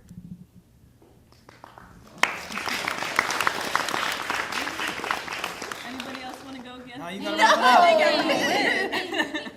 If I do this, then we're done. Conversation will continue. Yeah, there we go. This has been such a large part of my life for the past year, and for the past 7 or 8 years since I've discovered Spillville. And I remember one of my playwriting professors being like, Amy, this is an ambitious play. And I'm like, well, yeah, I'm in grad school. Why wouldn't I do something ambitious? Like, I have such a support system here, and I don't take that for granted. At the same time, I left my hometown of, like, that's 1,900 miles away from here. And I left, I've lost loved ones during that time.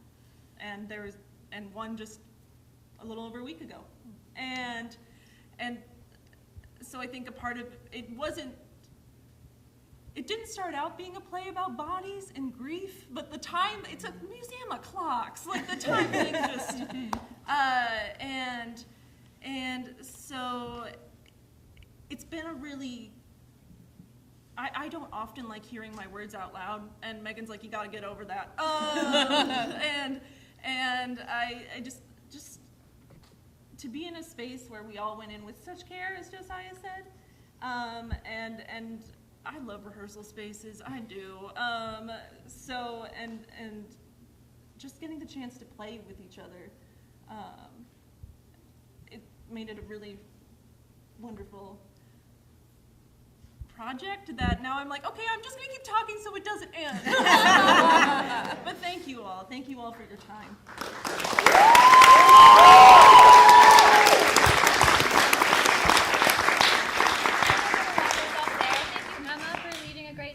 Thank you, team, for a wonderful performance and all of your hard work.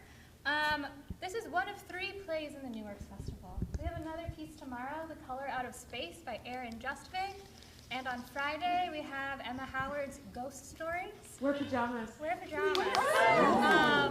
Thank you for being a part of this. Don't forget to take a look at our lobby display. I think you'll spot a jar of 2-headed pigs out there.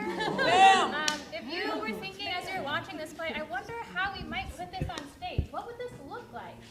You could use the QR code in your program if you take it home with you, or the QR code in the lobby to take a look at the fantastic work that one of our undergraduate student designers completed in helping our team to imagine how this might live in space. She's got some great designs and sketches of what a set of the Beeley Clock Museum might look like. Thank you so much. Thank you so much for everyone for being here. I think that's it.